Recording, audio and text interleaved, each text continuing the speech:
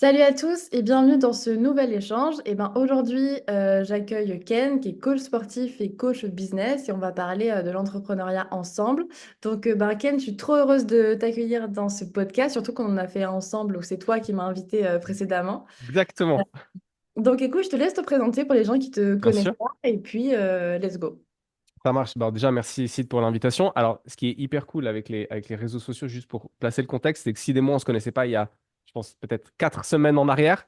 Et depuis, on a fait un podcast, un deuxième podcast, plein d'échanges de messages. Et donc, ça, c'est le bon côté des réseaux sociaux. Voilà, c'était juste pour placer ça. Comme tu l'as dit, je suis coach sportif, je suis formateur et je suis aussi coach business. Pour la partie boulot. Et puis pour la partie moins boulot, je suis marié et je suis papa d'une petite fille de 3 ans. Et c'est déjà pas mal. Elle s'appelle comment ta fille? Charlie, Ok. s'appelle Charlie. Toi, à la base, t'es coach sportif avant de faire du business? Ouais, à la base, je suis coach sportif. Enfin, alors, à la base, je suis pas du tout dans le domaine du fitness. À la base, j'ai un CFC. Pour les auditrices et les auditeurs français, c'est l'équivalent d'un CAP. Mon domaine de formation initiale, c'est que je suis vendeur spécialisé en horlogerie bijouterie. Ça, c'est mon domaine de formation initiale. J'ai fait 5 métiers différents en sortant d'apprentissage. À l'âge de 25 ans, j'ai fait ma reconversion dans le coaching sportif. Ok. Voilà. Et qu'est-ce qui t'a poussé à passer de l'horlogerie, etc., au milieu du sport? J'avais besoin de faire quelque chose qui avait un peu plus de sens pour moi. J'étais passionné d'entraînement, je m'entraînais beaucoup, je créais mes propres entraînements de manière autodidacte. Et puis, à l'époque, j'étais en couple avec une fille qui faisait ses formations dans le domaine du fitness. Et puis en fait, j'étais à un moment de ma carrière professionnelle où j'avais pas de job, où la mission que j'avais allait s'arrêter. Et puis on parlait de ses cours et j'étais hyper enflammé. Puis elle m'a dit, ah bah tiens, pourquoi tu ferais pas ça? Puis je dis, ah bah tiens, ça pourrait être une bonne idée. Du coup, j'ai démarré comme ça. Et tu faisais un sport à l'époque, à côté, Euh, en plus de tes des hobbies. sports de combat. Moi, je pratique les sports de combat depuis que j'ai les arts martiaux, les sports de combat depuis que j'ai l'âge de 5 ans, avec plus ou moins de sérieux. Plus ou moins de sérieux. Et puis la pratique du fitness, c'est depuis que j'ai l'âge de 15 ans, avec aussi plus ou moins de sérieux. Euh, je dirais que je m'entraîne correctement depuis une bonne dizaine d'années. Une bonne dizaine d'années. Et puis les sports de combat, malheureusement, j'ai pas trop le temps d'en pratiquer. Mais ce que j'ai le plus fait, c'est la boxe anglaise. Ok. Et là, ça fait combien de temps que tu es coach sportif? Ça fait 10 ans que je suis coach sportif. Ça fait 10 ans que je suis coach sportif. À la fin de l'année, ça fera 8 ans que je suis à mon compte. Et puis, à la fin de l'année, ça fera 7 ans que je fais de la formation. Et ça fera 3 ans que j'ai lancé Fundamentals, qui est l'activité de coaching business. Et du coup, tu donnes des formations. Enfin, c'est quoi tes Les formations? formations, alors moi, je travaille principalement avec une école qui s'appelle FitsPro, qui forme au métier du fitness. Je donne les formations du module théorique, c'est-à-dire l'anatomie et la physiologie. Et puis après, j'interviens dans les modules fitness trainer et personal trainer dans à peu près toutes les matières. Celle où j'ai le moins d'aisance, c'est la méthodologie cardio, mais que je donne quand même quand mes collègues qui sont beaucoup plus forts dans ce domaine-là peuvent pas. Mais sinon, après, je donne test et bilan, méthode muscu, coaching, technique et placement, enfin tout ce qui a attrait avec la partie technique du métier, d'instructeur fitness et le métier de personal trainer. Ok, donc tu es formateur dans une école. Ouais, formateur dans une école. Alors, je suis formateur indépendant, mais Ok, je suis formateur dans une école. ok, ça marche. Et du coup, tu disais que tu étais à ton compte, mais que je crois que tu as dit que ça faisait 7 ans que tu étais à ton compte, c'est ça? Ouais, ça va faire 8 ans à la fin de l'année. Ok. Et du coup, donc avant, tu t'étais pas à ton compte. J'étais Si pas à mon compte, j'étais manager d'une salle de fitness du groupe Let's Go Fitness au centre-ville de Lausanne. J'étais manager d'un club pendant 3 ans. Ok. Et qu'est-ce qui a fait que tu as switché en tant que je suis pas à mon compte et Je me mets à mon compte. j'entreprends. Ouais. Après 3 ans de salariat comme manager, alors si on veut vraiment aller dans le détail, 1 an officieusement j'étais manager, puis après 2 ans officiellement. Euh, J'avais envie d'évoluer Et puis, je me suis rendu compte, c'était en 2016, parce que je me suis mis à mon compte en 2017, plus ou moins au milieu de l'année 2016, je me suis rendu compte que la place à laquelle j'étais était extrêmement confortable, que j'étais en aisance totale parce que ben voilà, mon métier, je le connaissais, le club, je savais le gérer, et que si je faisais pas un move maintenant, c'était tout à fait possible que je me réveille dans 10 ans à la même place et que je me fasse, ah, j'ai peut-être loupé un truc. Donc, je suis allé vers mon chef de l'époque. Et je lui ai dit, bon, bah voilà, ça fait 3 ans que je suis là. J'adore le job, il n'y a pas à dire, mais j'aimerais bien évoluer. Et du coup, c'est quoi la prochaine étape? Et puis il me dit, bah, la prochaine étape, c'est manager régional. Et en gros, ça veut dire que tu n'as pas un seul club à gérer, mais que tu gères 3, 4, 5, 10 clubs différents. Et en fait, dans ce job, dans le cahier des charges du poste de directeur régional, il n'y a plus du tout de place pour le coaching et plus du tout de place pour le plateau. Ça veut dire être en salle et entraîner les gens. Et moi, ça me bottait pas trop. J'avais envie de rester sur le terrain, j'avais envie d'entraîner les gens. C'est mon métier, coach sportif. Et donc, du coup, l'autre option qui s'était offerte à moi, c'était de me mettre à mon compte. Et donc, j'ai choisi cette option-là. Et comment t'as fait du coup pour te mettre à ton compte? Enfin, t'avais déjà des clés à l'époque, t'es passé par quelles étapes pour Alors, le premier truc que j'ai fait, c'était euh, démarcher les clients qui venaient à la salle. Donc, moi, j'étais dans une position qui était plutôt avantageuse, c'est-à-dire bah, j'étais le manager du club. Les gens, ils avaient confiance en mon expertise, confiance en mes conseils. Enfin, voilà, on s'entendait bien. Et puis, et donc, j'ai commencé à les démarcher. Et j'ai récolté 52 contacts. Donc, j'ai demandé à peu près à tout le monde, à toutes les personnes avec qui je m'entendais bien dans le club, je vais me mettre à mon compte à la fin de l'année. C'était en octobre 2016. Je vais me mettre à mon compte début 2017. Est-ce que vous seriez OK qu'on fasse du coaching ensemble? Et donc, du coup, je récolte 52 contacts. Et à ce moment-là, je me dis, euh, de manière prétentieuse, je me dis, mais comment est-ce que je vais gérer ma première semaine avec 52 coachings? Je me dis ça, je me dis, voilà, mon gars, t'as plié le game. Comment est-ce que tu vas gérer ta première semaine avec 52 coachings? Et puis, à un moment donné, bah, j'ai envoyé la liste des prix aux gens. Donc, c'était le premier contact, tu vois. Je prenais le numéro de téléphone et puis j'allais les relancer quelques semaines après pour fixer les premiers rendez-vous. Puis j'envoie la liste des prix aux futurs clients et aux futures clientes. Et là, je récolte. En fait, il y a deux personnes qui viennent. Donc, sur 52 contacts, je close deux ventes.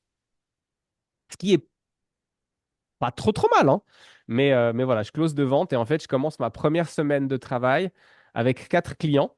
Deux clients que j'ai eu de ces 52 contacts, ma mère et puis ma marraine, qui m'ont pris des packs de séances de coaching pour m'aider dans le démarrage. Donc voilà, c'était ça. Et je me rappelle bien de la déception au moment où je vois qu'en fait, ces 52 contacts, je vais pas avoir 52 séances. Et Mais ouais, ça, c'était la prétention du début. et ouais, mais ça me fait rire parce que, en fait, closer deux personnes sur 52, bah, c'est déjà bien, c'est mieux que rien. Ouais. Et ça me fait rire parce que toi, t'étais en mode, putain, je vais avoir 52 coachings, mais comment je vais faire? Non, non, t'en as eu deux, Ouais, calme-toi. ouais, c'est vraiment ça. Mais voilà, tu vois, j'avais quoi? J'avais 28 ans, 27 ans. Euh, ouais, tu démarres, tu penses que tu sais tout, tu penses que tu vas gérer, tu penses que tout le monde t'attend, et puis en fait, tu prends une bonne première gifle au démarrage, et puis c'est bien, ça cadre les idées. Exactement. Aujourd'hui, donc, ton business, bah, il marche.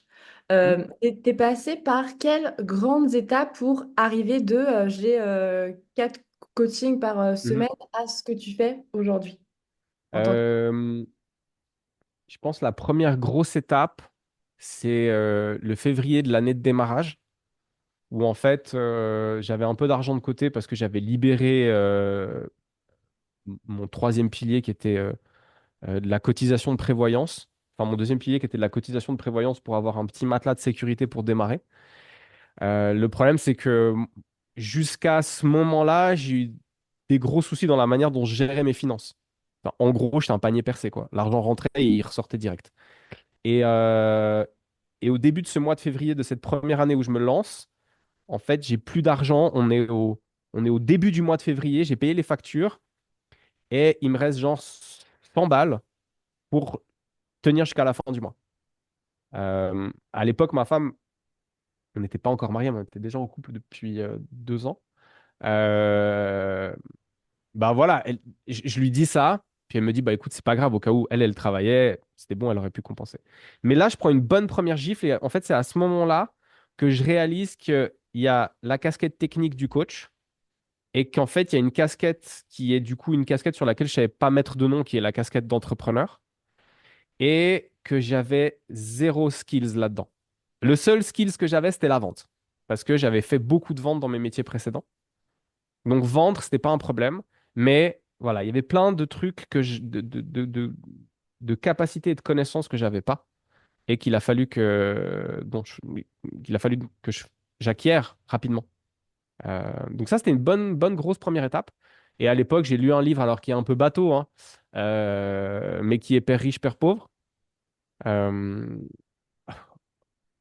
a posteriori, je trouve pas que ce livre soit si incroyable que ça, mais il a changé la manière dont je voyais ma relation à l'argent. Et ça, c'était une première grosse étape. Donc ça, premier gros point. Le deuxième, je dirais Covid. Covid, parce qu'à cette époque-là, moi, je travaillais dans la chaîne Let's Go Fitness comme indépendant et j'ai décidé d'ouvrir mon propre studio de coaching. Euh, voilà. Quand je regarde en arrière, stratégiquement, c'était pas le truc le plus intéressant, mais j'ai fait. Et ça a été aussi une grosse leçon. Et puis, je dirais le troisième point, c'est la naissance de ma fille. Et là, en fait, ça redistribue complètement les cartes et ça change complètement la manière dont j'ai eu envie de travailler. Donc, ouais, je dirais ces trois grosses étapes. Et toi, tu t'es fait accompagner dans ça? Alors, je me suis fait accompagner sur le tard. Je me suis fait accompagner sur le tard. J'ai demandé des conseils à gauche et à droite à toutes les personnes qui voulaient bien m'en donner depuis le début. Mais je me suis réellement fait accompagner que à partir de 2023. Ok. Quand en fait, la gestion du studio me prenait beaucoup trop d'énergie, beaucoup trop de temps et beaucoup trop d'amour du métier. Et que j'avais eu besoin de faire le changement et que j'avais besoin de quelqu'un pour m'aider à faire le tri et repartir dans les bonnes directions et reposer tout sur la table et reconstruire à partir de là. Et tu as vu une diff entre le fait d'être un peu en autodidacte tout seul et le fait d'être accompagné, ça t'a apporté vraiment un truc en plus? Ah, c'est le jour et la nuit.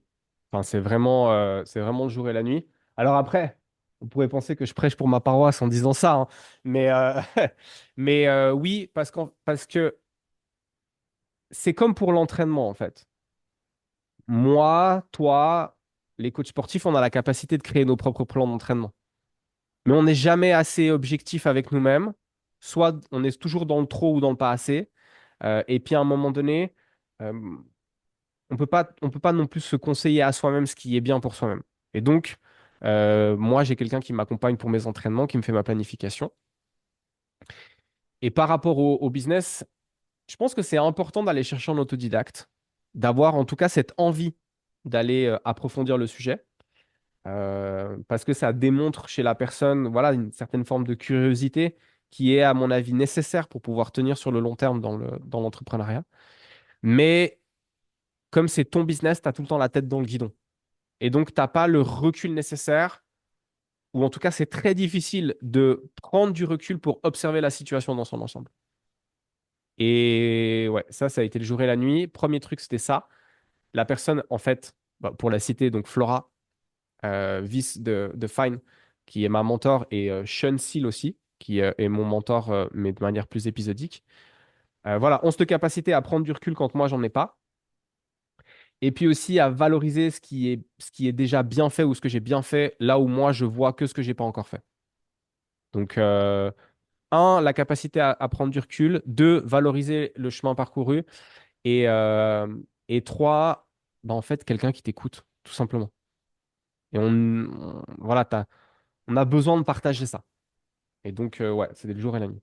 Mais en tout cas, ce que tu dis sur la valorisation, c'est hyper pertinent que tu le dises parce qu'en fait, on est hyper habitué à voir ce qui va pas, à voir nos points faibles, nos erreurs, voire même nos fautes. Genre, on a fauté, tu vois. Euh, Tellement. on est hyper habitué à voir ce qui va pas. Et tout le truc un peu positif qui nous fait avancer les améliorations, mais en fait, on les voit pas et on se concentre que sur les points négatifs et on se dit, putain, mais je fais de la merde, j'avance pas, c'est nul. Alors que non, tu as fait plein de trucs qui t'amènent vers tes objectifs. Et ça, bah, à mon sens, si t'es pas accompagné, c'est pas un truc que tu peux Mhm. voir. Parce qu'on Ouais. est matrixé pour voir que le moins, tu vois. Ouais. Alors, j'ai beaucoup de chance parce que ma femme fait souvent remonter ce que j'ai fait de bien, là où moi, je vois que ce que j'ai pas fait de bien, ou ce que j'ai pas encore fait, mais ça reste que comme c'est dans le couple, que c'est la personne qui partage ta vie, même si ça sonne juste, malheureusement, c'est pas toujours aussi impactant que si c'est quelqu'un de l'extérieur. Parce que tu te dis, ouais, mais peut-être qu'elle dit ça pour me faire plaisir, ou parce que là, elle voit que je suis down. Alors que quand c'est quelqu'un de l'extérieur, tu prends peut-être un peu plus en considération. Ouais, je te rejoins assez sur ça. Ouais. Et, pour la petite anecdote, ça me fait penser au séminaire de business que je fais à la fin du mentorat. Il y a un truc où, au début du séminaire, avec Louis, mon collaborateur, on demandait aux gens, enfin, on a posé la question à une personne qui était là, on lui a dit, ton point fort, c'est quoi? Il a répondu, ouais. Tu vois. Et après, on lui a dit, ton point faible, c'est quoi? Et Et ben, papa. je travaille sur ma communication, C'est un truc de ouf. On voit que les points faibles, putain. Et effectivement, c'est vrai que quand c'est ton entourage qui te fait remarquer, souvent on a tendance un peu à se dire, ouais, mais c'est pour me faire plaisir. Ouais. Donc, en tout cas, je te rejoins tout à fait sur le fait qu'être accompagné, c'est hyper important et encore plus, enfin, même pas encore plus, mais autant quand tu as un business qui se lance que quand tu as un business qui marche, en fait. Clairement. En fait, je pense que c'est dans l'absolu, euh, si la personne elle a les moyens financiers, parce qu'il faut encore jouer avec ça dans l'équation, mais si la personne elle a les moyens financiers, pour moi, on pourrait se faire accompagner de manière régulière, quasiment constamment. Alors peut-être pas une fois par semaine, mais ça peut être par exemple une fois par mois ou une fois tous les 2 mois. Juste pour faire le point, expliquer, faire part des nouvelles idées et justement expliquer les choses pour que la personne puisse prendre le recul que nous, on n'arrive pas forcément à prendre. Exact. Comme un coach, en fait, qui te fait tes prog. Exactement. C'est ça. C'est c'est ça. Comme un coach qui te fait tes prog. Aujourd'hui, mes clients en coaching sportif, objectivement, je pense qu'ils sauraient s'entraîner sans moi. Mais ça reste que, bah, il reste parce qu'en fait, moi, c'est mon job, donc j'apporte à chaque fois quelque chose de nouveau, quelque chose de différent. Et puis, les problématiques évoluent aussi avec le temps. Euh, Là, ce matin, j'ai fait une séance de coaching. Ça fait, à la fin de l'année, ça va faire 8 ans que tous les vendredis matins à 8h45, je vais dans le même club de fitness pour aller voir la même cliente. Et elle sait s'entraîner, c'est bon. Mais ces problématiques changent avec le temps. Bah ouais, puis tu as des gens en fait qui ont besoin de se sentir accompagnés, même C'est s'ils ça. peuvent faire seuls. Moi, je sais que par exemple, dans mon business, j'ai été accompagnée, je le suis encore aujourd'hui, et pourtant j'ai les clés. Bon, ça m'apporte plein de trucs, mais au-delà de ce que ça peut m'apporter en plus, je sens qu'en fait, j'ai besoin d'être accompagnée, de me sentir bah, à côté de quelqu'un qui peut m'apporter en fait son aide si j'ai besoin. Et c'est le fait de savoir qu'il y a quelqu'un au cas où que ça m'aide à avancer, tu vois. Et je pense dans le coaching sportif, c'est pareil, les gens, ils ont besoin d'être accompagnés, de savoir qu'ils peuvent compter sur toi si, il y a un truc, en fait. C'est ça. C'est exactement ça. Et du coup, toi, comment t'es passé de faire du coaching sportif à ensuite proposer ton service dans le business aux coachs qui voulaient se développer? J'ai un collègue, Arnaud Ponchelet, qui est collègue formateur. Et il y a. Donc, c'était avant Covid. C'était avant Covid. Je crois que c'était en ouais, 2019. En fait, on discute les deux. Et puis, on parle de plein de trucs différents pendant la pause à midi, pendant qu'on mange. Et à un moment donné, je sais pas, on commence à parler justement du coaching business, des entrepreneurs qui accompagnent d'autres entrepreneurs. Et puis, il me dit, ouais, à l'époque de la ruée vers l'or, ceux qui ont fait fortune, c'était pas ceux qui grattaient la terre pour aller chercher de l'or, c'était ceux qui louaient les parcelles et qui louaient les outils pour aller creuser la terre. Et puis je me suis dit, putain, mais c'est un génie ce mec. Et j'ai pensé à ça. Et puis en parallèle, je commençais aussi à me rendre compte que j'arrivais à me démarquer, que mon business fonctionnait, mais que c'était pas tellement pour le fait que techniquement je sois bon sur le terrain, euh, mais que c'était plus dans bah voilà, l'expérience que je faisais vivre à mes clients, la qualité du service, la capacité à vendre, et donc plus la casquette entrepreneur. Et je me suis dit, ah bah tiens, en fait, je vois qu'il y a un besoin sur ce marché. Alors, a posteriori, je me suis aussi rendu compte que les gens n'avaient pas forcément conscience qu'ils avaient besoin de ça, mais j'ai réalisé qu'il y avait un besoin sur le marché du fitness. Pour que les coachs soient de meilleurs coachs, il fallait développer leurs skills entrepreneurs. Et c'est comme ça que j'ai décidé de mettre ça en place. Et aussi parce que je me projetais dans l'avenir et je me disais, tiens, moi j'ai la bougeotte, j'aime bien faire plein de trucs, je m'ennuie très rapidement. Je deviens très vite lassé de ce que je fais. Donc j'ai besoin de stimulation, j'ai besoin de nouveautés, j'ai besoin de faire des choses qui sont différentes. Et en me projetant dans l'avenir, je me suis dit, ah bah tiens, peut-être qu'à un moment donné, j'aurais peut-être plus envie de faire du coaching en salle, sportif, avec monsieur, madame, tout le monde. Et ça pourrait être un truc que je pourrais faire. Hmm. Et du coup, ton accompagnement business, il ressemble à quoi? C'est du one-one, c'est du truc en groupe, ça ressemble à quoi? Actuellement, c'est du one-one. Très inspiré par ce que font de très bons coachs business, je pense faire de l'accompagnement en groupe aussi, à un moment donné. Parce que moi, de base, je suis quelqu'un de solitaire, mais euh, j'ai envie de dire, l'ours s'est un peu adouci avec le temps. Je suis devenu un être plus social, euh, alors que habituellement, j'aime bien être seul dans mon coin. Et je réalise que la dynamique de groupe est ultra bénéfique pour moi dans mon contexte. Et donc, je pense qu'elle peut être aussi bénéfique aux autres.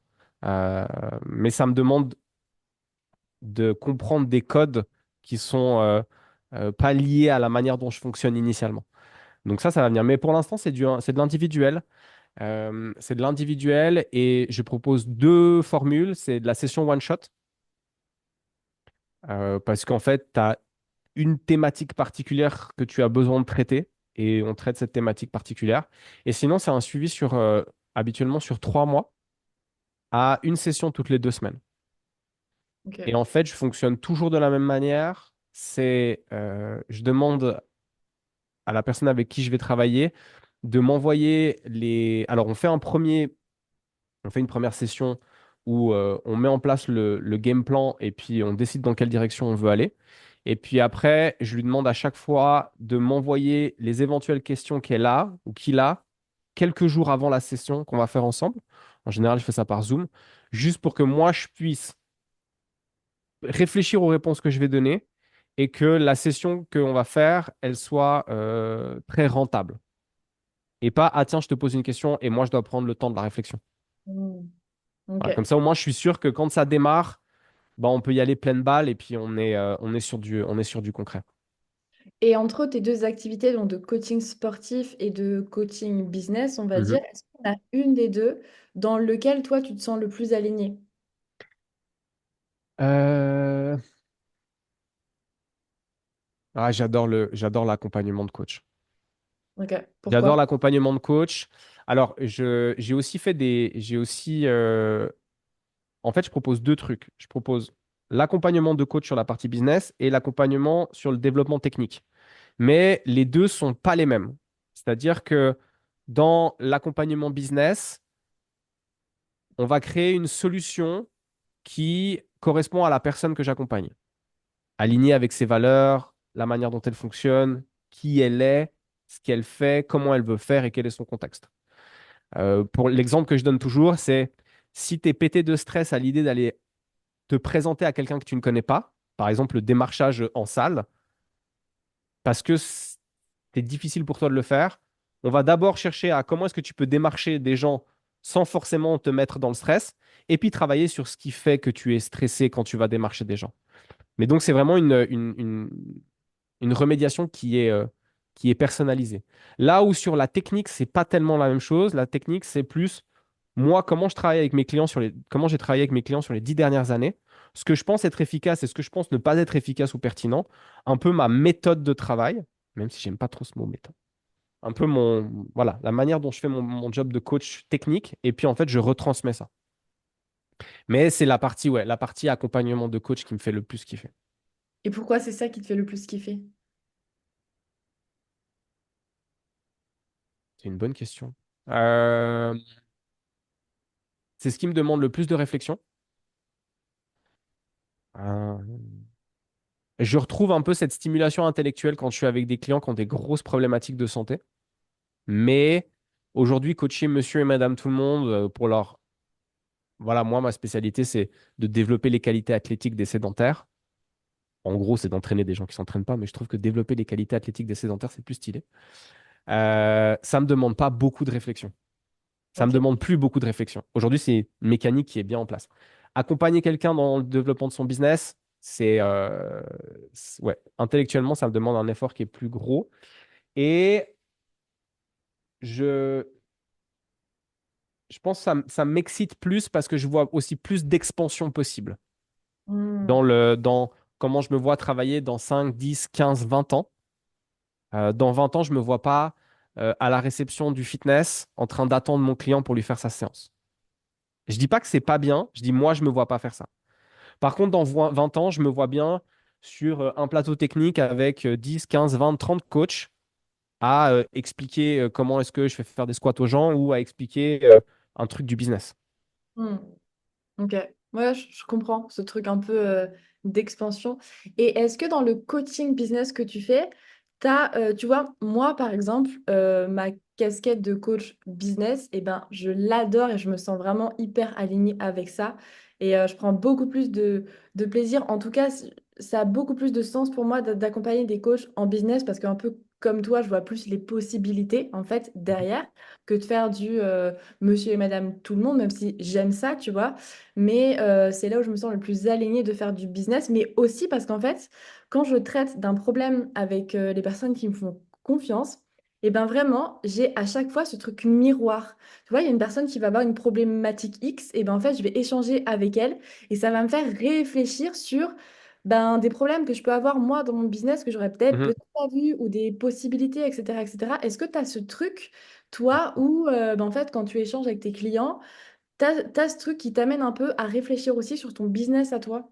Bien sûr, ouais, bien sûr. Et même, il y a des fois tu vois, je vais accompagner un ou une coach et puis elle va me dire un truc, puis je vais dire, putain, c'est une vachement bonne idée ça.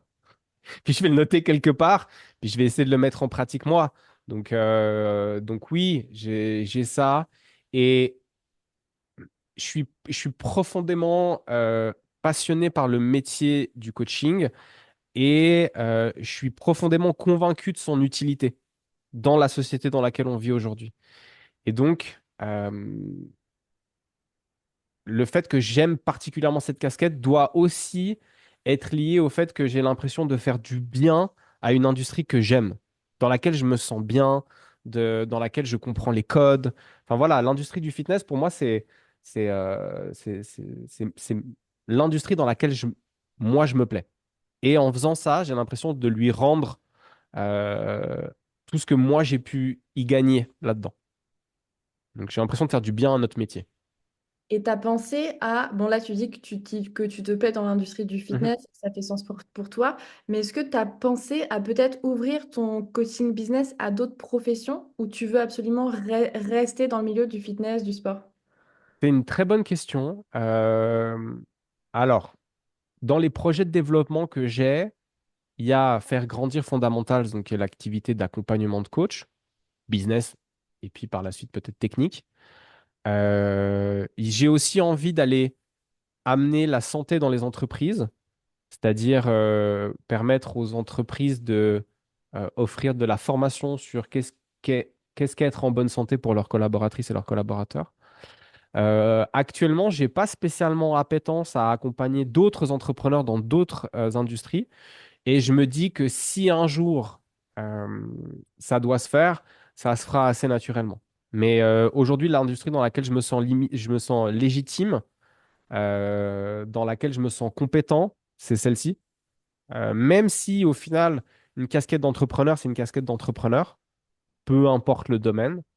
Euh, pour l'instant, non, les autres industries, pas forcément. Mais évidemment, si demain quelqu'un me contacte en disant ah, ben, j'ai envie de travailler avec toi, je vais pas l'envoyer bouler.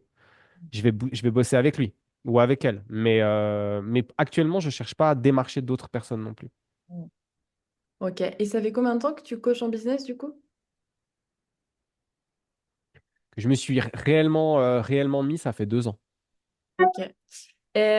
Du coup, si on pouvait avoir un top 3 ou plus ou moins, peu importe, mais en tout cas, les erreurs les plus fréquentes que tu vois, toi, chez les coachs qui essaient de se lancer à leur compte, c'est quoi?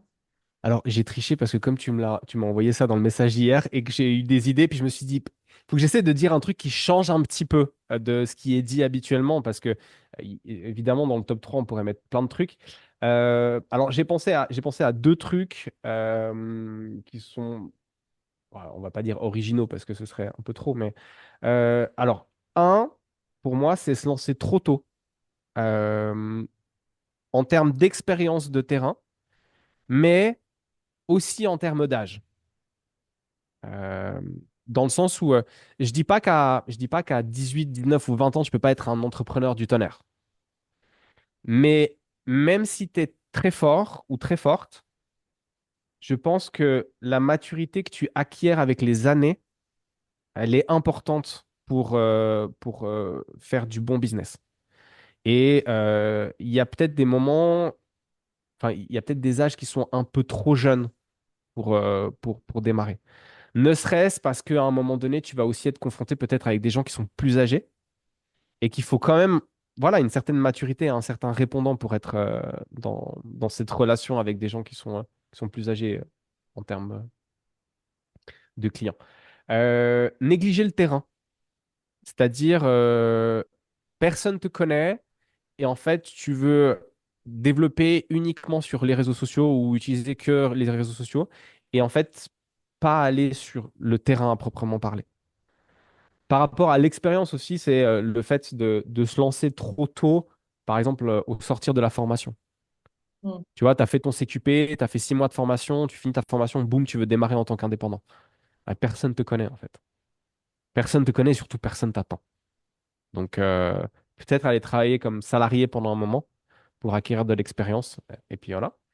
Et puis le dernier, c'est attendre le bon moment ou les bonnes conditions pour se lancer. Ah oui, il faut que j'ai fait cette formation-là. Ah oui, quand j'aurai cet appareil photo-là. Ah oui, quand j'aurai ce micro-là. Ah oui, quand j'aurai ci. Ou ah oui, quand j'aurai ça. Ou ah si et si. Enfin, conditionner le passage à l'action à une milestone précise. Voilà. J'ai réfléchi un petit peu à ça du coup hier. Pour Non, essayer. je le dis souvent aux gens qui sont dans le mentorat parce que c'est un truc qui revient. Ouais, mais j'ai pas mon téléphone, il a pas une qualité de ouf. Ouais, mais j'ai pas de micro, j'ai pas de lumière, etc., etc. Mais en fait, Orelsan, dans une de ses musiques, il dit, si tu veux faire un film, bah, tu as juste besoin d'un truc qui filme pour Ouais, commencer, en fait. ouais. Tu attends que tout soit réuni, bah, tu te lances jamais parce que rien ne sera jamais réuni à 100%. Et juste ce que tu dis sur les gens qui se lancent trop tôt, j'ai pensé à toi hier, on en parlait dans le podcast qu'on a fait ensemble. Je suis tombée sur une vidéo hier d'un mec qui fait du business et c'est très cool et je pense qu'on peut prendre plein d'exemples sur lui. Mais la vidéo s'appelait un truc du style routine du matin dans la vie d'un lycéen businessman. Et le mec, il avait genre 16 ans, il se levait à 4 heures, il faisait des pompes, il méditait, après il travaillait sur la bourse ou je sais pas quoi, allait en cours et j'étais là, bon, c'est cool, mais en fait, va faire des cabanes dans la forêt, genre T'as les... 16 ans. Ouais, en fait, alors on peut apprendre plein de trucs de ce qu'il fait, mais il y a plein d'étapes dans son développement qui sont grillées. Putain, va dehors, va dans la rivière, faire des cabanes, faire des trucs, tu vois, genre... Bon, moi, à 16 ans, je faisais pas ça. Je partageais des bouteilles de whisky avec des potes dans un parc. Mais voilà, enfin, on partait des bouteilles, une bouteille à 10. Mais oui, c'est ça en fait. Je pense il y a des trucs pas importants, mais il y a des choses que tu dois faire à des périodes de ta vie. Ouais, voilà. Il y a des choses que tu dois faire à des périodes de ta vie. Et puis, oui, euh, je discutais avec un pote qui a été un de mes élèves en formation. Et moi, je suis quelqu'un qui se couche tôt et qui adore se lever tôt. Euh, Avant d'avoir ma fille, entre 4 heures et 4h30 du matin, mes yeux, ils s'ouvraient d'un coup comme ça. Et j'aime bien toutes ces routines, méditation, tu vois, écrire des phrases positives. Je trouve ça cool. Moi, ça me fait du bien. Je dis pas que tout le monde doit le faire, mais moi, ça me fait du bien. Et je disais ça à cette classe-là dans laquelle il y avait ce pote. Et on en a reparlé il y a quelques semaines en arrière, puis il m'a fait, tu sais, à ce moment-là, j'ai réalisé que tu n'avais pas d'enfant. Et effectivement, quand j'ai eu ma petite, toutes ces routines de machin, de te lever tôt et tout, mais tu sais, tu peux les mettre profond. Parce qu'en fait, quand tu t'es fait réveiller 5 fois pendant la nuit, t'es éclaté.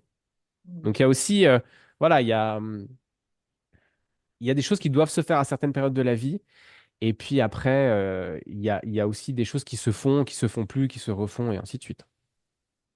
Mm. Ok. Euh, du coup, toi, tu as vu vraiment une différence entre, donc tu l'as dit tout à l'heure, c'était une grosse étape, mais pour les gens qui nous écoutent et qui n'ont pas d'enfants, par exemple, moi, je n'ai pas d'enfants, donc je ne peux pas me rendre compte, qu'est-ce qui a changé véritablement au niveau de ton entrepreneuriat ou en tout cas de ta routine de vie, parce que ben, pour moi, les deux vont un petit Mhm. peu ensemble. Qu'est-ce qui a changé entre le moment où tu étais pas papa et le moment où tu as eu Ouais. Euh, le, le premier truc, c'est que j'ai eu envie de moins travailler. Moi, je suis un bon charbonneur. Je suis un bon charbonneur. J'aime travailler. Je rechigne pas à la tâche, en fait, on va dire ça comme ça. Mais j'ai eu simplement envie d'en faire moins pour avoir plus de temps avec ma femme et avec notre fille. Ça, c'est le premier truc. Le deuxième truc, c'est ça a multiplié ma détermination et ma volonté, mais je sais pas, facteur 1000.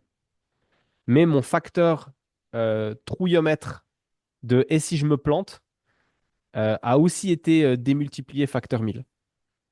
Et c'est paradoxal comme sentiment parce qu'au final, avant, j'étais déterminé et j'avais pas peur de me planter.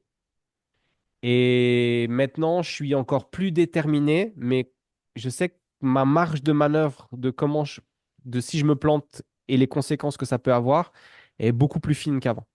Et là, on n'est pas tout seul. On a un petit être qu'on a décidé d'avoir, dont on est responsable, et on se doit de lui offrir la meilleure vie qu'elle mérite. Ça ne veut pas dire avoir plein de trucs, ça ne veut pas dire, tu vois, des biens matériels, mais ça veut dire que voilà, on doit être vigilant à ça. Et je dirais que c'est ça qui a changé le plus. Et comment tu gères ce truc de, ben, tu as ces peurs-là qui se sont Mhm. installées et tu es quand même entrepreneur et tu es Oui, ouais, tout à fait. à ton compte et comment tu gères tout ça? Je gère pas tout le temps bien. Je gère pas tout le temps bien. Des fois, je suis très stressé et passablement anxieux. Et puis, ma femme me rassure. Et du coup, je discute aussi avec des gens qui m'entourent. Euh, je laisse moins de place. euh, je laisse moins de place. Enfin, peut-être pas dire ça comme ça. Je prépare plus le terrain. Hmm. Je réfléchis moins de manière impulsive. Tu vois, ouvrir le studio de coaching en pleine pandémie, quand l'industrie dans laquelle tu travailles est complètement à l'arrêt. Ça a été une décision que j'ai pris un soir et le lendemain matin, c'était bon, je la mettais en place. Et j'ai cherché un local et voilà, et j'ai pas traîné. Ça a été très rapide. Aujourd'hui, je suis moins impulsif. Je prends plus le temps de la réflexion parce que je me dis, OK, bon, si je fais ça, si je fais ce move-là, qu'est-ce que ça peut impliquer et quels sont les effets ricochets qui peuvent nous impacter. Donc, je réfléchis un petit peu plus loin qu'avant. Du coup, est-ce que tu dirais que tu prends plus de risques ou moins de risques? Non, je prends moins de risques, mais pas plus de risques. L'entrepreneuriat, c'est des risques que tu prends tous les jours.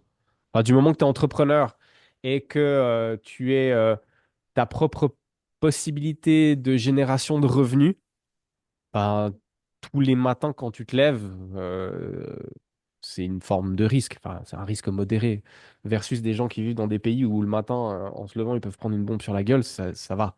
Mais non, mais parce qu'objectivement, c'est ça, hein, et c'est aussi ce qui me fait rire sur les réseaux sociaux. Ouais, tough game, hardcore, machin. Ouais, mais en fait, c'est parce que ta vie, elle est hyper confortable que tu peux commencer à réfléchir comme ça. Mais non, je prends pas plus de risques, j'en prends moins. Moins. Et est-ce que tu penses que quand tu te lances dans l'entrepreneuriat, il faut forcément prendre des risques? Je vois le terrain sur lequel tu as envie de m'emmener, Sid. Non, je pense.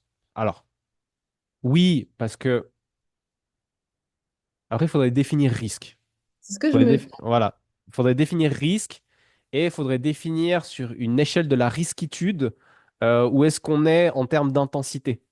Mais euh, se lancer à son compte, se lancer à son compte, par exemple avec zéro argent derrière soi, bah, c'est un risque à la fin du mois, tu puisses pas payer tes factures. Et du coup, le risque sur l'échelle de la risquitude est peut-être plus élevé que si tu as 10 000 balles derrière toi pour démarrer. Mais donc, oui, il y a une forme de risque de toute façon quand tu te lances, parce que tu vas vers quelque chose que tu ne connais pas. Tout peut bien se passer comme tout peut mal se passer. Demain, tu décides d'aller partir faire une randonnée en montagne. Utilisons un autre exemple. Demain, tu décides de monter sur une planche de skateboard, par exemple. Bon, dans l'absolu, tu prends pas trop de risques, mais il y a quand même des risques. Par exemple, que tu tombes et que tu te fasses mal. C'est un exemple que tu as pris au hasard, évidemment. Complètement au hasard, absolument pas contextualisé. Non, mais voilà, enfin, tu vois, c'est le truc. Donc oui, je pense qu'il y a quand même une forme de risque. Il y a des moyens de les rendre moins importants. Euh, il y a des moyens de les rendre moins importants, de réduire le facteur risque. Mais oui, des risques, un petit peu, il y en a. Hmm. Je te rejoins plutôt dans le sens où il y a des coachs business sur les réseaux qui mettent un peu en avant le fait que si tu veux que ton business il marche, il faut prendre des risques, il faut mettre de l'argent, etc., etc. Et cetera. Et je suis plutôt OK avec ça. Mais des fois, c'est trop. Donc, sur l'échelle de la risquitude, comme tu dis, des fois, il y a des coachs qui promeuvent le fait de, ben, en fait, si tu n'as pas 10 000 balles pour ma formation, si tu es dans le rouge, ben, fais un prêt, en fait. Quitte ta maison, quitte ton CDI pour Ouais. le moment et lance-toi à 100%. Alors, moi, du coup, je pense qu'il faut effectivement prendre des risques, mais ça, tu vois, c'est trop. Ouais, Genre, ouais, bah c'est too much. J'ai beaucoup aimé le post que tu as fait l'autre jour par rapport au fait de gravir la montagne et puis le fait d'y aller avec des vis dans les genoux ou, je sais pas, par exemple, à pieds nus versus en chaussures. À la fin, bah, tu arrives quand même en haut de la montagne. Donc là, je te rejoins et j'aime bien aussi, et je pense que c'est important de remettre un petit peu de douceur dans ce monde de l'entrepreneuriat, un peu de douceur, un peu de bienveillance, puis un peu de bon sens.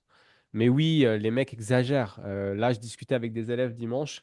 Puis moi, je dis, vous pouvez mettre en place ce que j'appelle la transition douce, c'est-à-dire que tu es salarié dans un domaine qui a absolument rien à voir avec le coaching sportif. Puis au début, tu te dis, bon, bah voilà, je travaille à 80% en tant que salarié, puis je fais 20% de coaching. Puis après, tu fais 60% salariat, 40% de coaching. Puis après, tu fais 40-60. Puis après, tu fais 20-80, si tu peux. Tu vois? Mais après, il faut quand même être conscient que tu ne sauras jamais si ton activité pro, elle va fonctionner à 100% tant que tu sautes pas dans l'eau et puis que tu ne consacres pas 100% de ton temps. Mais oui, tu as tout à fait raison. Il faut pondérer et modérer un petit peu ce qu'ils disent sur les réseaux sociaux. Je conseillerais jamais à quelqu'un, je ne sais pas, par exemple, à une maman ou un papa qui veut se lancer dans le coaching, d'aller prendre un prêt de 20 000 balles pour démarrer son business. Non, non, c'est débile. Euh, tu c'est débile. peux, tu peux sauter dans l'eau progressivement. Enfin, tu peux d'abord mettre un Tu peux pied. rentrer, tu peux rentrer dans l'eau progressivement. Et ce truc qui est aussi promu sur les réseaux sociaux en fait, mets-toi volontairement au pied du mur. Comme ça, seras obligé de trouver une solution. Je pense que c'est débile. Hmm. Je pense en tout cas, sur moi, ça fonctionne pas. Sur moi, ça fonctionne pas. Euh, et je pense pas que ce soit constructif. En fait, il faut trouver, je pense, le juste milieu entre ce qui te sort un petit peu de ton confort et qui te fait prendre un petit peu de risque et le truc avec le grand saut dans l'eau où tu es en insécurité totale et aussi tu te plantes, bah, c'est mort pour toi et tu as perdu absolument tout. Je pense qu'il faut trouver le milieu correct entre l'un et l'autre. Oui, puis en fait, ça dépend tellement de ton contexte. Ça dépend tellement de ton contexte. Est-ce que tu as des obligations? Est-ce qu'il y a des gens qui comptent sur toi pour manger à la fin du mois? Est-ce que tu es seul? Est-ce que tu n'es pas seul? Est-ce que ton conjoint, ta conjointe, elle te soutient ou il te soutient dans ton projet? Euh, Voilà. Mais après, c'est la problématique des fois des réseaux sociaux. C'est que, mais ça, on en a déjà parlé les deux. C'est qu'à un moment donné, bon, bah, tout le monde veut vendre et les gens utilisent un discours qui est hyper clivant et hyper impactant, mais qui est pas forcément réel. Et c'est ce que je te disais avant avec cette notion d'hardcore, d'aller à la guerre. Euh, j'ai un pote qui a été dans l'armée française, qui a fait 2 missions, une en Afghanistan et une au Mali. Lui, il a fait la guerre. Et tu vois que quand il en parle, c'est un truc dur. Et il n'y a que les gens qui n'ont pas fait ça qui disent, ouais, l'entrepreneuriat, on va à la guerre. Ouais, mais calme-toi, en fait. Tu sais, tu peux y aller aussi tranquillement, pépère, et puis faire les choses avec, voilà, avec modération. Et puis, t'es pas obligé de t'écharper. Et voilà, il y a des fois où c'est dur, t'as pas le choix. Il y a des fois où il faut serrer les dents, t'as pas le choix. Mais, et je reviens sur le post que tu as fait, t'es pas obligé de tout le temps te mettre dans le dur pour valoriser ta réussite. Et quand c'est smooth, bah c'est cool aussi. Mais ça, c'est un truc qu'on nous a appris. On nous a toujours dit depuis petit que si on travaillait dur, si on s'investissait, si on faisait des efforts, on y arriverait plus, on y arriverait mieux. Alors que ben, des fois, tu peux juste emprunter un chemin plus efficace qui te fait galérer, mais peut-être beaucoup moins, et avoir une réussite qui la vaut tout autant que si tu avais peiné de ouf. Non, puis tu peux juste être dans le kiff. Bah ouais, Tu peux exactement. juste être dans le kiff. Et je trouve que il y a tellement d'éléments sur lesquels on n'a pas d'influence quand on gère son propre business, la société, les gens autour. Il y a tellement d'éléments sur lesquels on n'a pas d'influence que si on peut se rendre la vie un peu plus facile avec les éléments sur lesquels on a de l'influence, on se doit aussi de le faire. Donc, ouais, on n'est pas toujours obligé de se la mettre hardcore. Je suis plutôt OK avec ça. Est-ce que toi, alors j'imagine que oui, mais est-ce que le fait d'entreprendre, de te lancer à ton compte, etc., ça a changé ta vision des choses? Et Ouais. si oui, en quoi? Qu'est-ce qui a changé pour toi? Euh, je pense que je suis en profonde quête de simplicité.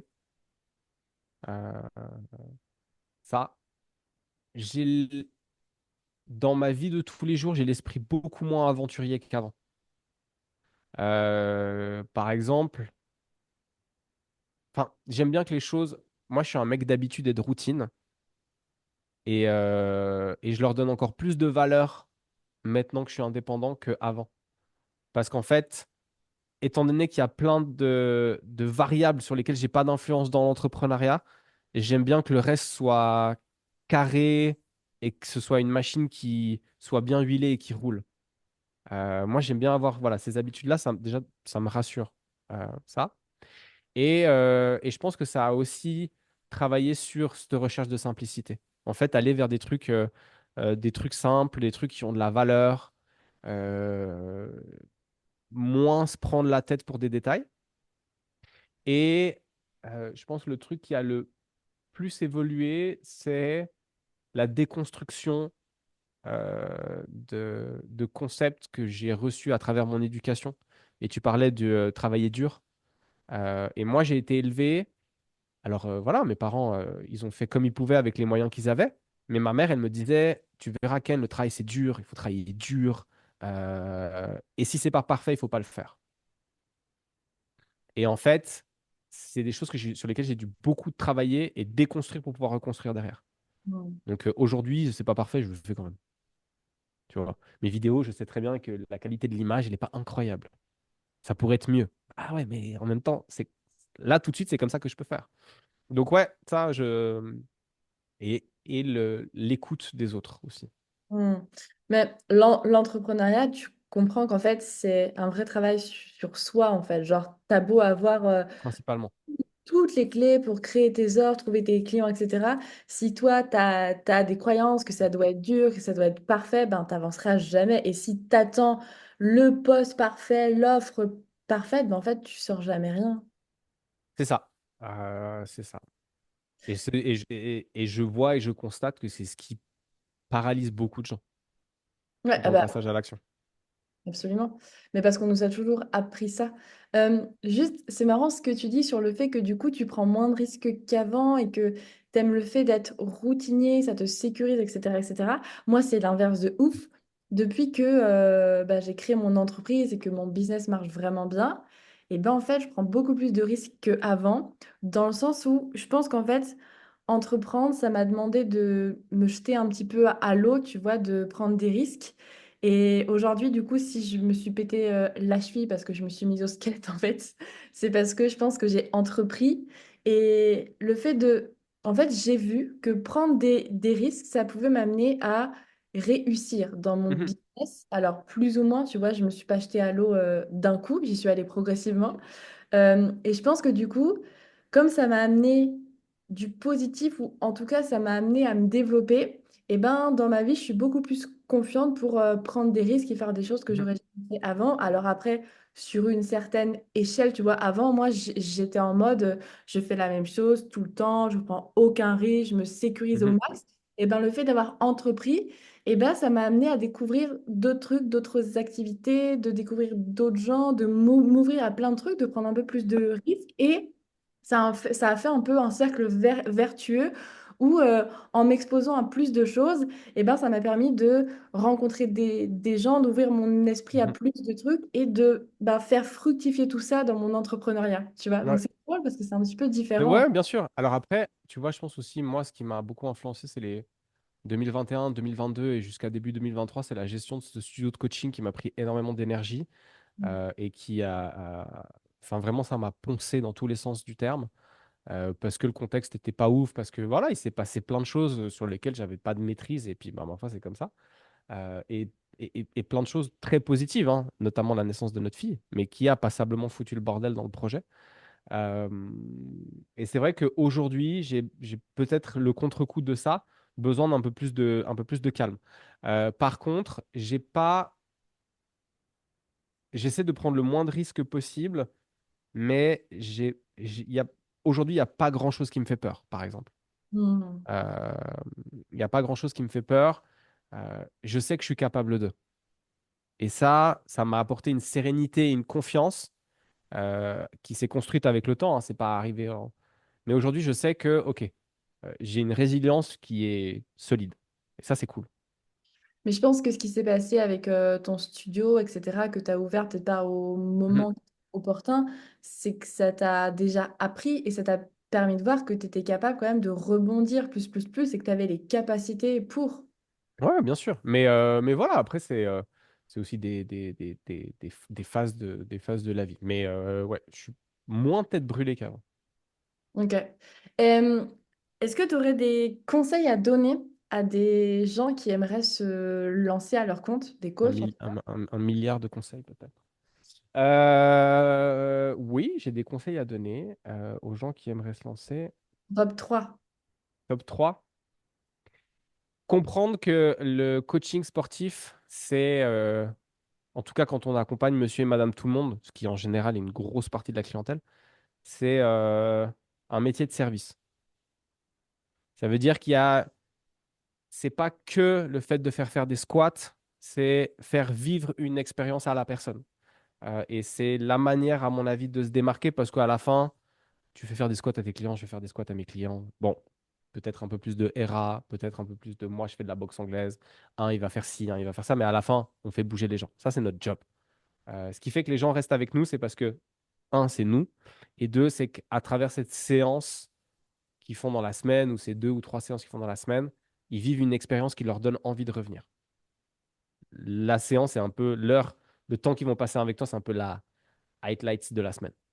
Ça, c'est un premier truc qui, à mon avis, faut que les gens y comprennent. Deux, au même titre que si tu veux faire évoluer ta condition physique, tu vas avoir un plan d'entraînement que tu vas devoir respecter et suivre. Bah, en fait, pour développer ton business, il te faut un plan d'action que tu vas devoir respecter et suivre. Après, comme pour l'entraînement, bah, de temps en temps, il y a des choses qui se passent qui demandent de mettre à jour le plan. Mais en gros, il te faut une ligne de conduite et il faut que tu mettes en place des actions précises et pas que tu fasses un peu tout, un peu n'importe quoi, un peu quand tu veux, un peu quand tu n'as pas envie. Et puis, je dirais le dernier truc, c'est être optimiste et clairvoyant. Optimiste parce que bah, il faut avoir dans la tête l'idée que ça va marcher. Et puis assez clairvoyant aussi pour voir quand est-ce que c'est le moment peut-être de prendre un autre chemin, peut-être quand est-ce que c'est le moment de changer le plan de jeu, quand c'est le moment de prendre un peu de recul, quand c'est le moment de mettre un coup d'accélérateur. Enfin, voilà, avoir cette clairvoyance nécessaire pour savoir quand c'est le moment d'agir différemment dans l'exécution du plan. Donc, je dirais, ouais, ces trois-là. Et comment tu peux être clairvoyant? Genre, c'est pas évident d'être clairvoyant quand t'as Pas la... accompagné? Tu te fais accompagner? D'accord. On est d'accord, hein? Tu te fais accompagner, t'as des. Moi, je dis souvent ça, alors ça vient pas de moi, hein, mais je sais plus qui c'est qui a cité ça. Tu as besoin de trois personnes, trois types de personnes autour de toi pour grandir. Tu as besoin d'une personne qui est plus en avance que toi sur son chemin, vers qui tu peux aller pour lui demander des conseils. Donc un mentor, ça peut être aussi un ami, des amis qui sont plus en avance. J'imagine que tu as des potes qui sont plus en avance que toi sur leur chemin entrepreneurial et que de temps en temps, tu peux appeler en disant, ouais, bah attends, je me pose cette question, qu'est-ce que tu en penses? Et voilà. Ou tu te fais accompagner régulièrement par des gens comme toi, comme moi, ou comme d'autres coachs business.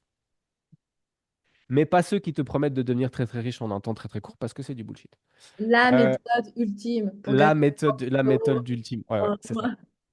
Euh, Donc, je sais plus ce que je disais. Une personne qui Ouais, est... une personne qui est plus en avance, une personne qui est au même niveau que toi, avec qui tu peux tirer un peu la bourre, et puis avec qui tu peux échanger sur les problèmes du présent. Mais j'aime bien cet aspect de compétition saine. C'est voilà, on se tire un peu la bourre et c'est cool. Et puis une personne qui est moins en avance que toi, qui peut te demander des conseils, mais une personne aussi qui, ben, tu parlais avant de cet effet miroir, une personne avec qui tu vas pouvoir avoir des discussions qui vont peut-être, ou très certainement, toi aussi te faire grandir. Donc ouais, mais quand tu as la tête dans le guidon, fais-toi accompagner. Hmm. C'est intéressant ce que tu dis, mais je l'ai vu aussi ce truc, tu as besoin d'une personne plus avancée, je sais pas qui c'est, mais j'ai Je sais plus qui c'est pas non ça plus. il y a très peu de temps. Euh, et c'est intéressant, et du coup, est-ce que toi tu penses que l'entourage, ça joue un rôle important quand tu entreprends? Alors, je, je ne peux plus voir, je ne peux plus voir ce truc sur les réseaux sociaux de ouais, si tu veux devenir riche, il faut que tu sois exclusivement entouré de personnes qui ont plus d'argent que toi, parce que non, non, non, non, non, non, non, non. Je peux plus voir sur les réseaux sociaux le retire-toi en silence pendant 3 mois et reviens plus fort que jamais de mon cul sur la commode. Ça, c'est des trucs que je peux plus voir. Moi, dans mon groupe de potes, je suis le seul qui est indépendant. Ok. Je suis le seul qui est indépendant dans mon groupe d'amis proches que j'ai depuis que j'ai l'âge de 15 ans. Je suis le seul qui est indépendant. Et objectivement, eux, un mieux en termes de soutien, je pourrais pas. Oui, des fois, il y a du décalage. Parce que forcément, on a un contexte qui est différent et moi, je vois les choses différemment étant donné que je suis indépendant. Quand j'ai un pote qui me dit, bon, Ken, ce serait peut-être même le moment que tu lèves le pied, bah, ça fait 9 semaines que tu n'as pas eu de jour de congé. Ouais, ok, mais à la fin du mois, ça reste qu'il faut quand même que je paye mes factures. Donc voilà. Oui, il y a du décalage. Mais je dirais, l'entourage est primordial. Mais à mon avis, pour évoluer, tu as aussi besoin d'être entouré de gens qui ne voient pas les choses de la même manière que toi. Et donc, discuter avec mon meilleur ami qui est pas indépendant, qui travaille dans la même boîte depuis 15 ans, bah, en fait, ça me fait tout autant de bien que discuter, par exemple, avec toi, qui, pour le coup, propose des services qui sont très similaires à ceux que je propose moi, que d'aller discuter avec quelqu'un qui n'a rien à voir. Donc oui, le soutien de l'entourage est important. Le soutien de l'entourage est important, mais tu ne dois pas exclusivement être entouré de personnes qui sont exactement comme toi pour pouvoir évoluer. En tout Hmm. cas, de la manière dont je vois les choses. Ok, super intéressant comme réflexion. Juste pour finir,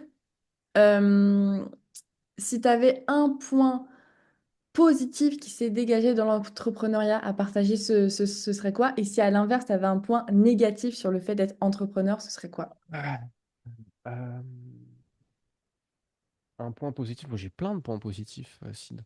C'est trop cool d'être indépendant. Enfin, je pense que le truc qui me fait le plus kiffer. Alors, le truc qui a vraiment le point positif, c'est que ça m'a fait grandir. Et ça m'a fait changer. Voilà, le truc que j'apprécie le plus que ça a changé chez moi, c'est le fait d'être capable d'aller vers l'autre, même si je ne le connais pas. Moi, je suis hyper stressé quand je ne connais pas les gens. Mais vraiment, quand je dis hyper stressé, c'est hyper stressé. En société, quand je connais pas les gens, moi, je me mets dans un coin, je m'assieds sur une chaise et puis j'attends que les choses se passent. Et ça, j'ai plus de facilité à aller vers des gens que je connais pas maintenant. Donc ça, c'est cool. Le processus qui me fait trop kiffer dans l'entrepreneuriat, c'est d'avoir une idée qui, à la base, n'est qu'une idée et elle est perdue entre mes deux oreilles. Et à un moment donné, ça devient quelque chose de concret et quelque chose qui me permet de gagner ma vie. Et je trouve ça incroyablement stimulant. Le côté, peut-être plus le point négatif,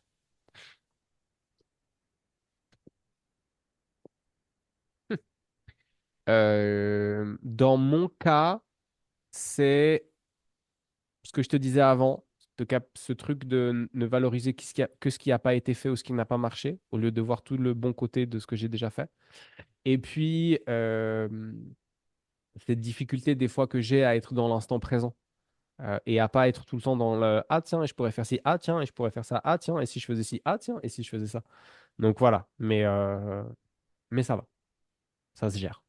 C'est marrant ce que tu dis sur le fait que tu as une idée qui devient un vrai truc et que pour toi, c'est un point positif d'entreprendre. Mais moi, ce que je remarque, enfin, je remarque, ce qui me fait kiffer de ouf, c'est de voir qu'en fait, ben, l'entrepreneuriat n'a de limite que ton esprit, en fait. Et tu peux tout imaginer. Tu peux vouloir créer un concept de coaching avec des flamants roses Ah sur ouais, ouais. un hélicoptère. Bah, si tu as les outils, si tu crées ton truc, tu peux le faire, en fait. Parce que c'est ton projet et que tu peux tout faire. Tu n'as pas de limite. Alors, je suis pas sûre que ça marche de coacher en hélico avec des flamants roses, tu vois. Mais en tout cas, quand tu as le projet de, si ça te parle, ben tu peux progressivement le mettre en place. Et ça, Ah, c'est trop c'est un dingue. truc de ouf. C'est un peu comme quand tu es petit et que tu joues. Tu sais, genre, Ouais, ah ben on n'a qu'à dire que ça, là, il y a une ferme, là, on fait ça, ouais. ça, ça. En fait, tu peux tout faire. Et ben dans l'entrepreneuriat, c'est pareil. Et On moi, fait ça. comme si. Ouais, voilà.